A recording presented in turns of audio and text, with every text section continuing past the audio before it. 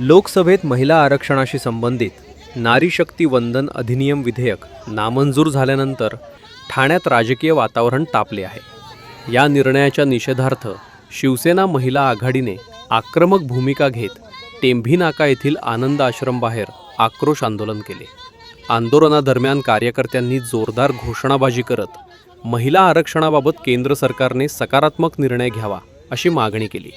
यावेळी काँग्रेस आणि इंडिया आघाडी विरोधातही संताप व्यक्त करण्यात आला।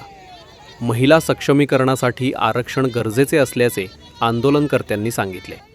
या आंदोलनात नगरसेविका मीनाक्षी शिंदे यांच्यासह महिला पदाधिकारी मोठ्या संख्येने सहभागी झाल्या। असं वाटतं की सगळ्या महिला निषेध म्हणून आज रस्त्यावर उतरलेल्या आहेत। काल संसदेमध्ये महिला आरक्षण विधेयक नामंजूर करण्यात आलं।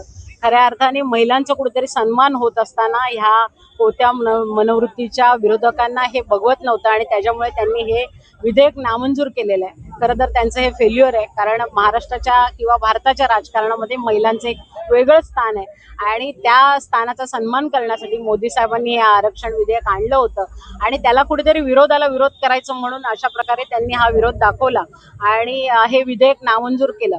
खऱ्या अर्थाने तळागाळातली जी महिला आहे ती आज विधानसभेमध्ये असेल किंवा संसदेत असेल तिथे जाण्याचा मार्ग मोकळा होणार होता, पण कुठेतरी काँग्रेसनी अशा प्रकारची मनोवृत्ती दाखवून हे विधेयक नामंजूर केलेलं आहे। तर खरं तर सगळ्या विरोधकांचं आम्ही निषेध करतो।